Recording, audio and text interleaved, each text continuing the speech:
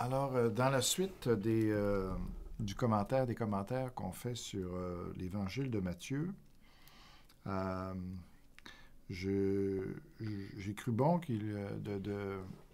d'aller aussi dans les autres évangiles pour faire l'harmonie finalement de ça, entre les évangiles synoptiques. C'est ça. Alors, après les événements de Matthieu 4, ce qu'on a vu la dernière fois, de 12 à 17, où on a regardé la première mission ou premier voyage missionnaire de prédication de Jésus au travers la Galilée, qui se trouve dans ces versets-là, Matthieu 4, 12 à 17.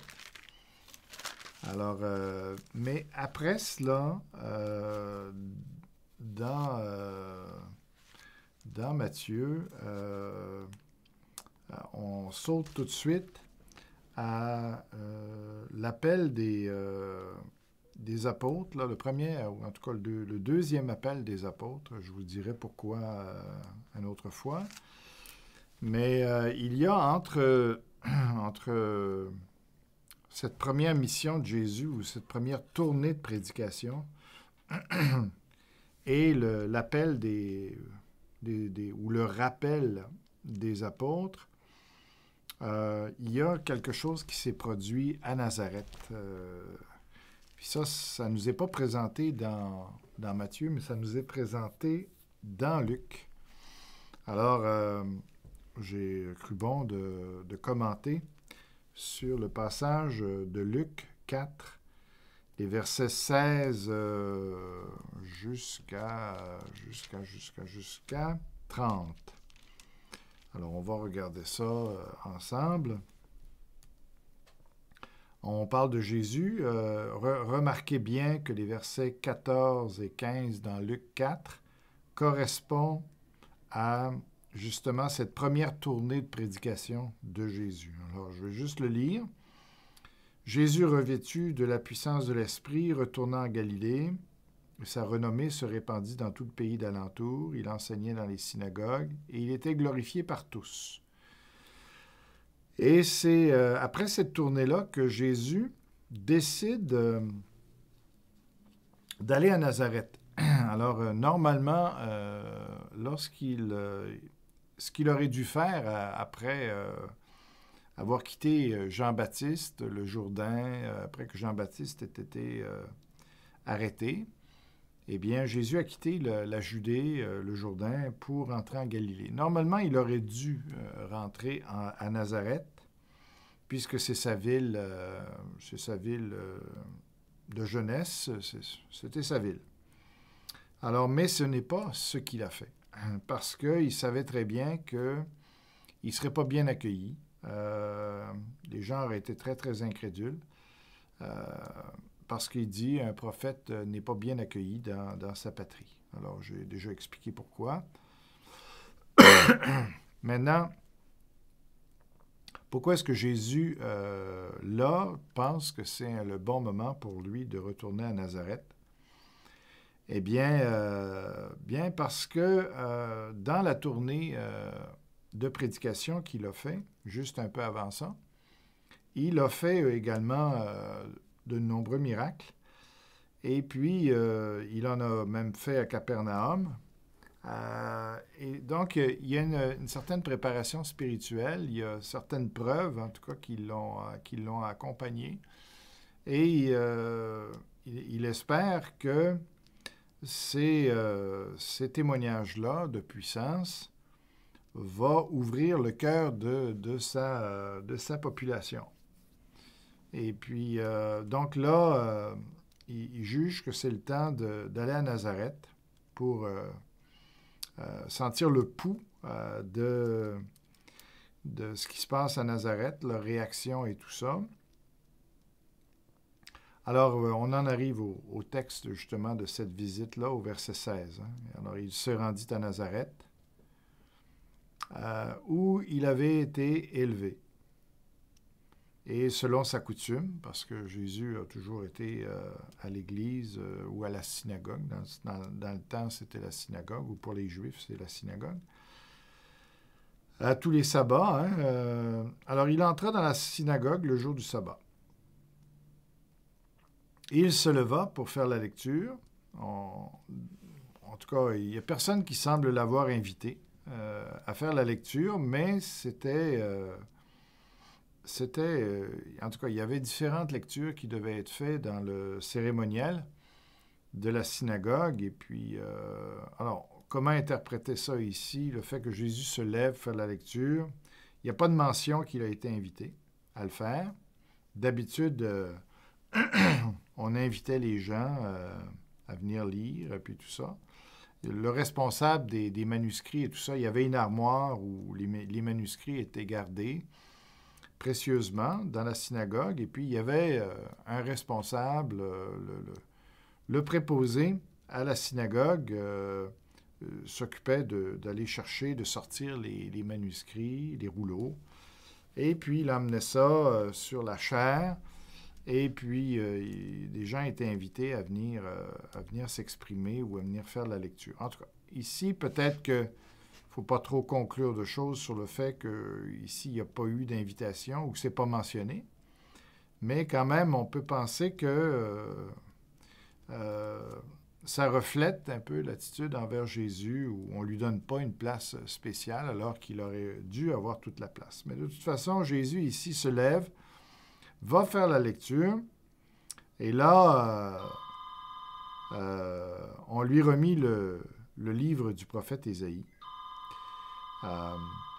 Et donc, le livre, c'est pas... c'est des rouleaux. Donc, il fallait qu'il trouve l'emplacement, mais il n'y avait pas de versets, de chapitres comme nous, on en a. Là, il fallait vraiment très, très bien connaître le contenu d'un rouleau pour s'y retrouver. Mais Jésus connaissait ça très, très, très bien. Alors, ici, il déroule le livre... du livre d'Ésaïe, et c'est un livre qui parle beaucoup du Messie. Ça fait que ça tombe bien, puis on voit qu'il n'y a pas de hasard. Dieu dirige pour que ça soit justement ce livre-là qu'on lui remet. L'ayant déroulé, il trouva l'endroit où il était écrit « L'Esprit du Seigneur est sur moi parce qu'il m'a oint pour annoncer une bonne nouvelle aux pauvres. Il m'a envoyé pour guérir ceux qui ont le cœur brisé, pour proclamer aux captifs la délivrance et aux aveugles le recouvrement de la vue, pour envoyer libres les opprimés, pour publier une année de grâce du Seigneur. » Alors, c'était vraiment un passage prophétique, en tout cas une annonce du Messie, ce que le Messie allait faire. Et comme Jésus est lui-même l'accomplissement du Messie, il est ce Messie-là, alors il va dire à sa famille, parce qu'il y a de sa famille dans la synagogue, là, les gens de Nazareth, il va dire aux gens de Nazareth, « Bien, voici ce que, en réalité, je suis, parce que là, ces gens-là n'étaient pas habitués que Jésus prenne la parole comme ça. Il vivait une vie bien ordinaire comme n'importe quel autre juif, donc, mais là, il n'est plus, ou en tout cas, il assume pleinement son rôle de Messie ici. Et ici, il prend ce passage-là et dit, alors, et puis après, il va dire, au verset 20, ensuite, il roula le livre, le remit au serviteur et s'assit. Et plus loin, il dit au verset 21, « Alors il commença à leur dire, « Aujourd'hui, cette parole de l'Écriture que vous venez d'entendre est accomplie. » Donc Jésus, sans aucune gêne, dit, « Ça parle de moi. » Et puis, alors, on va juste prendre de temps pour examiner un peu ces paroles-là. Alors, principalement, ces paroles-là parlent d'une œuvre intérieure. Alors, Jésus veut surtout, quand on parle ici d'annoncer la bonne nouvelle aux pauvres, c'est les pauvres en esprit, ceux qui sentent que spirituellement, ils sont indignes devant Dieu, et qu'ils ont besoin d'être sauvés. Alors, Jésus est venu pour les gens qui sont repentants, les gens qui ne croient pas que spirituellement, ils sont arrivés. C'est ça. Et puis, ensuite, il dit, il m'a envoyé pour guérir ceux qui ont le cœur brisé. Encore là, on voit une œuvre intérieure. Même si ici, c'est pas nécessairement, ça ne parle pas nécessairement de la culpabilité, hein, qui est plus le domaine spirituel. Ça peut être le cœur brisé à cause des souffrances de l'âme. Et c'est ça, donc, c'est... Et après, il dit, pour proclamer aux captifs la délivrance, donc la délivrance, surtout la délivrance de l'enfer, délivrance du péché, de la loi, hein, de la condamnation de la loi. Ici, le recouvrement de la vue, donc une vue, d'être capable de reconnaître la vérité par rapport à l'erreur. Et puis, c'est ça, de voir Dieu tel qu'il est. De renvoyer libres les opprimés, c'est ça, hein, tous nos péchés nous oppriment. Donc, Jésus est venu pour arrêter les péchés dans notre vie qui nous brisent, hein, qui nous font du tort. Pour publier une année de grâce du Seigneur, c'est clair ici que ce n'est pas une année seulement, hein, on parle d'une période ici indéterminée, une année de grâce. Donc, on voit qu'il y a beaucoup de choses ici qu'on ne doit pas prendre à la lettre, mais qui a un sens spirituel, qui touche les cœurs, voilà. Mais ça ne veut pas dire que ça exclut tout l'aspect, justement, physique aussi.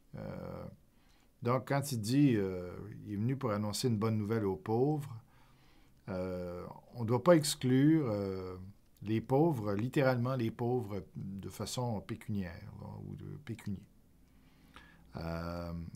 C'est ça, une façon pécuniaire.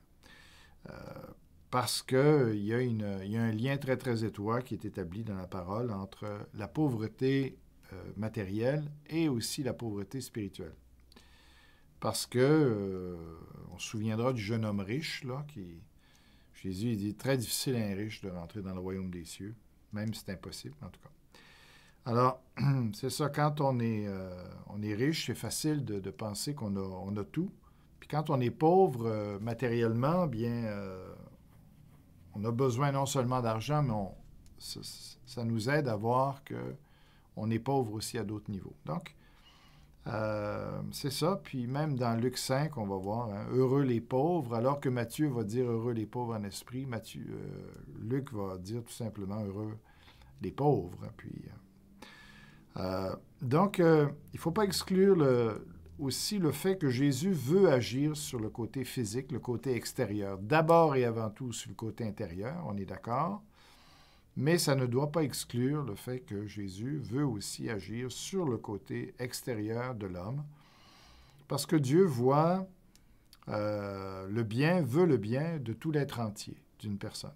Il a des priorités, mais...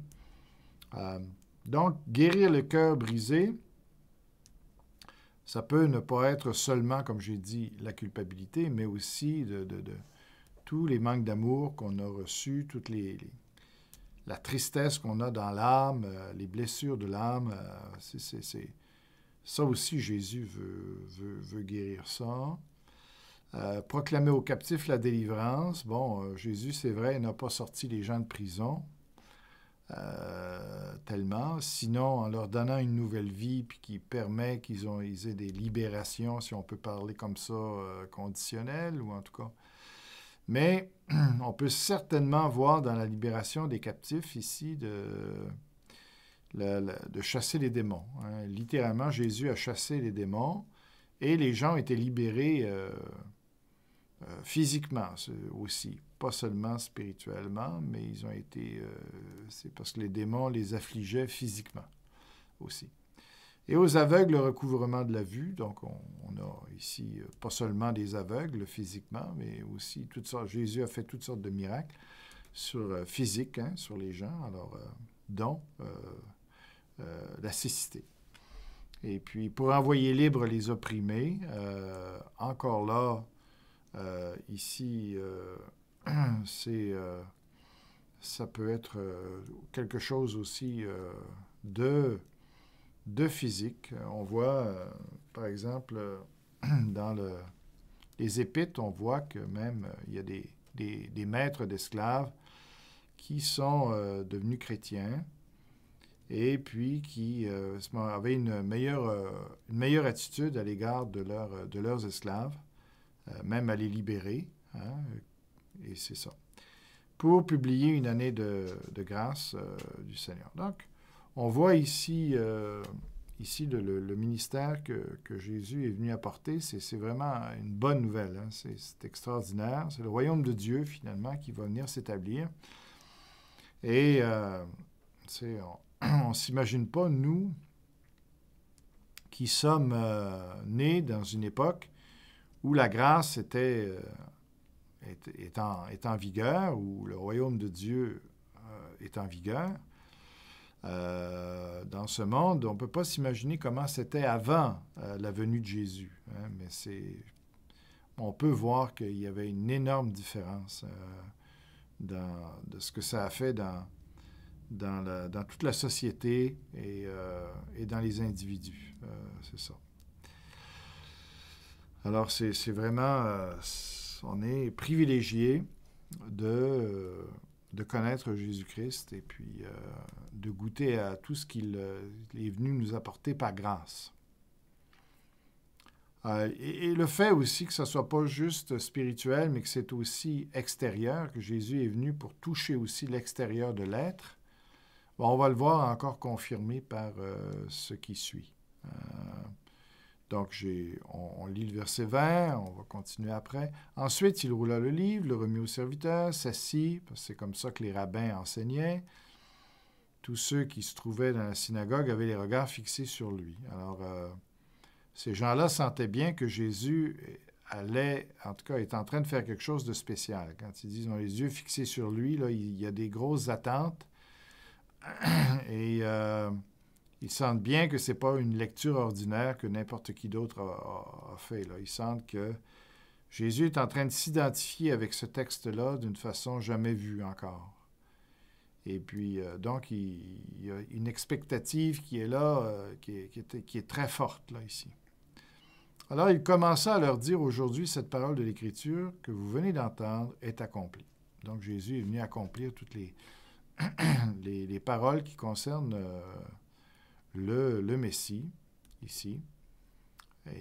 Et tous lui rendaient témoignage. Ils étaient étonnés des paroles de grâce qui sortaient de sa bouche. Et il disait, n'est-ce pas, le fils de Joseph?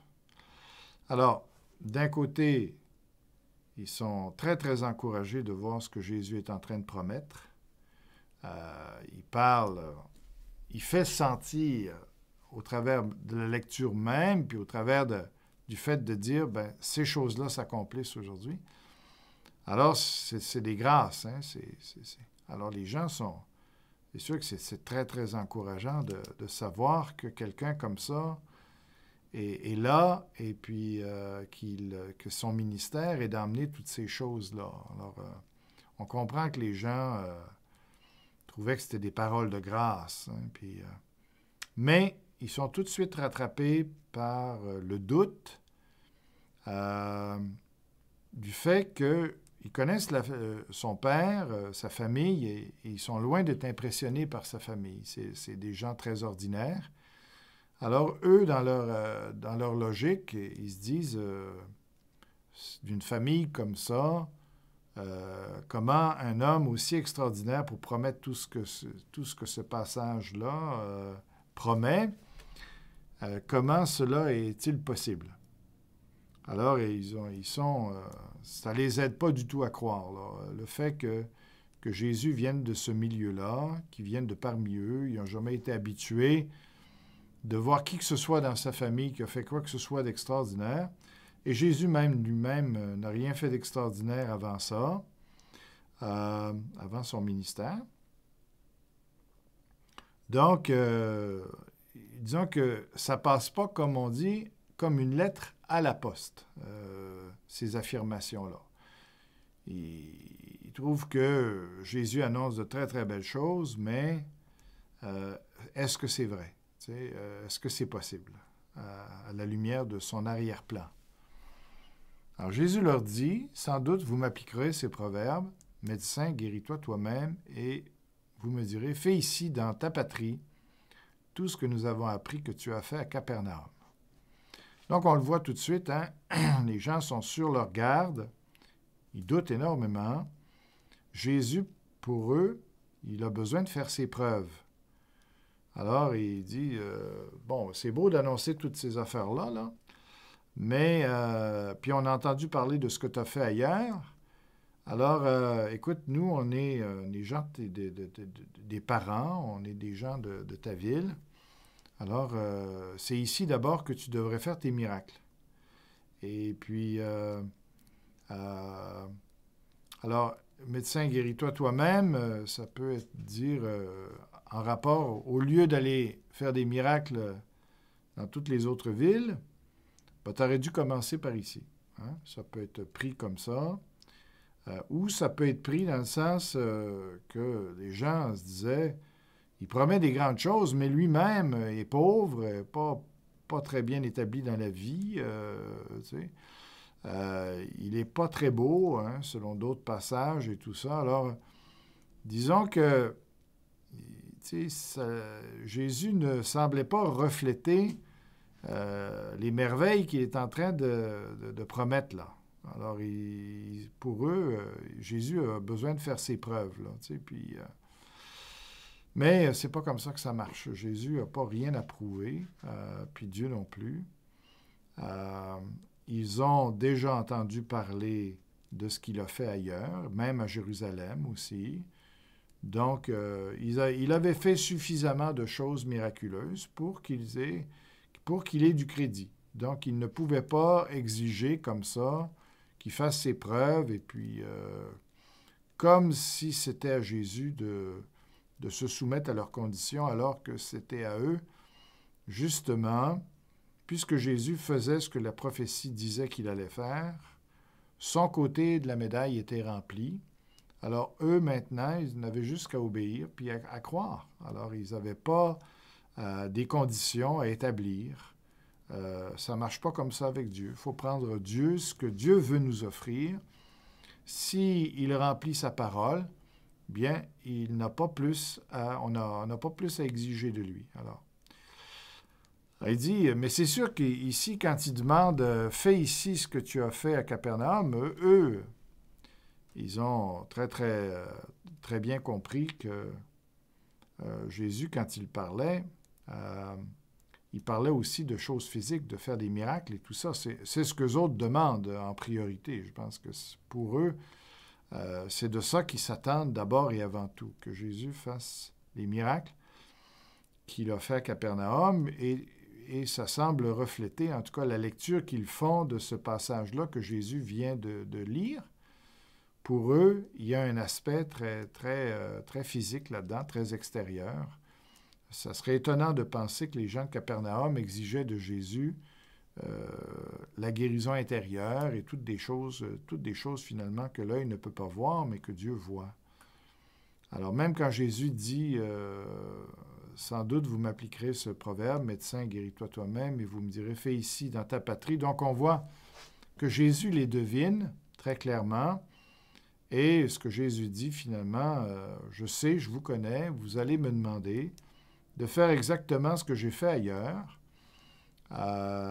Et puis, ce que j'ai fait ailleurs, ben, c'est ce que les autres retiennent surtout, c'est justement des miracles, des démons chassés, tout ça. Donc, alors, c'est difficile à la lumière de ça d'exclure ça dans les paroles qu'il a lues avant.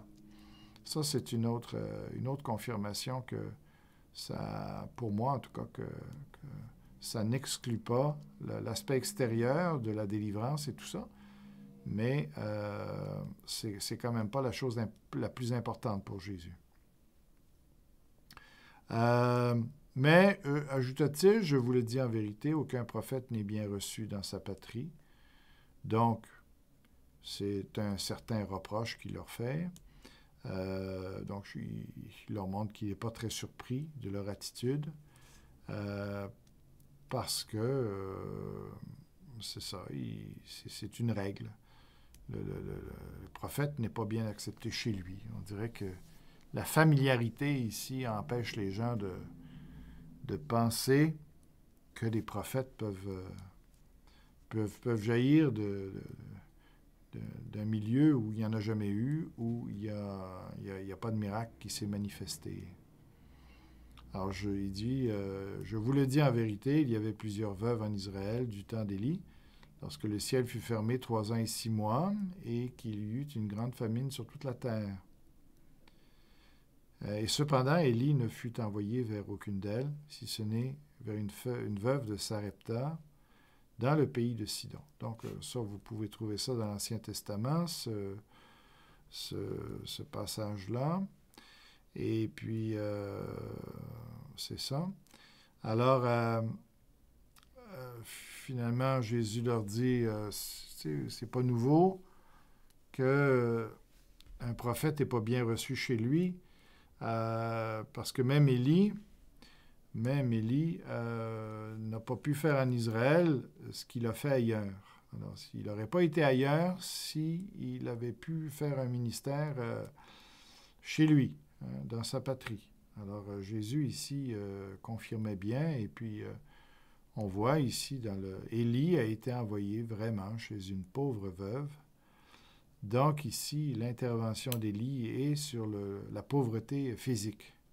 Donc, encore un autre argument pour montrer que dans les paroles que Jésus a citées, qu'on ne peut pas exclure aussi l'aspect physique de la bénédiction qu'il est venu apporter dans ce monde. Il donne un autre cas aussi pour montrer que c'est pas nouveau que les proches ont de la misère à croire, les prophètes. Alors, il donne le cas d'Élisée. Il y avait aussi plusieurs lépreux en Israël, au temps d'Élisée, c'est certain, le prophète, et cependant aucun d'eux ne fut purifié, si ce n'est Naaman, le prophète, le Syrien. Donc, encore là, Jésus dit, finalement, si les gens les lépreux d'Israël avaient eu la foi, ou les gens d'Israël avaient eu la foi, eh bien, Élisée n'aurait pas eu besoin, en tout cas, de guérir un homme à l'extérieur, un Syrien. S'il l'a fait, c'est parce que, finalement, il y avait une telle incrédulité en Israël que Dieu ne pouvait pas agir là, donc il agissait à l'extérieur du pays. Donc, ça, ici, ça met en lumière encore que les gens qui sont trop proches du prophète, eh bien, ça ne les aide pas. Ils sont devenus trop familiers. Ils se sont habitués. Et puis, ils ne s'attendent plus à rien d'exceptionnel de quelqu'un qui n'a jamais fait rien d'exceptionnel. C'est ça. Alors, c'est des reproches qu'il leur fait en passant. Et puis, mais ici, ça va les choquer énormément. Parce que les Juifs sentent que tout leur revient. Hein, c'est le peuple de Dieu, selon eux. C'est vrai, dans un sens, mais ils auraient dû l'être aussi intérieurement. Avoir les qualités spirituelles, pour justement être reconnus comme le peuple de Dieu. Mais ce n'était pas le cas. Alors, ils pensaient que c'était suffisant de juste être descendant comme ça d'Abraham, d'être circoncis et tout ça pour que que Dieu leur doive tout et que c'était impossible qu'il agisse chez les païens ailleurs. Ça, c'était pour eux, ils étaient extrêmement jaloux de leur position, donc de penser que Dieu pouvait privilégier d'autres plus qu'eux, c'était insupportable comme pensée. Pourtant, Jésus ne fait rien de mal. Il ne cite que l'Écriture, qu'il connaissait par cœur, mais ils n'avaient jamais fait probablement ces conclusions-là, où ils avaient su toujours les expliquer autrement, minimiser ces choses-là.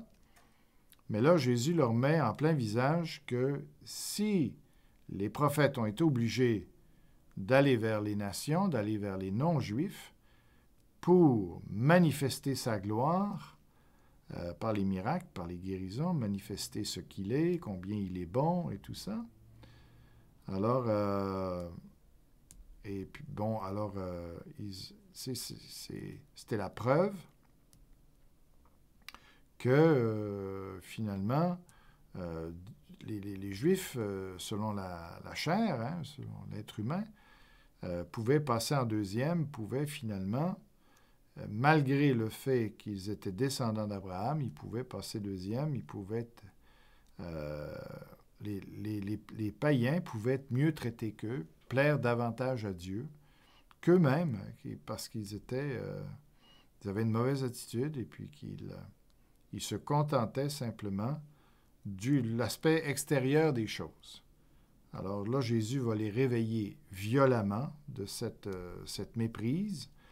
Alors ils furent tous remplis de colère dans la synagogue lorsqu'ils entendirent ces choses. Et s'étant levés, ils le chassèrent de la ville et le menèrent jusqu'au sommet de la montagne sur laquelle leur ville était bâtie, afin de le précipiter en bas. Ils n'avaient pas le droit de faire ça.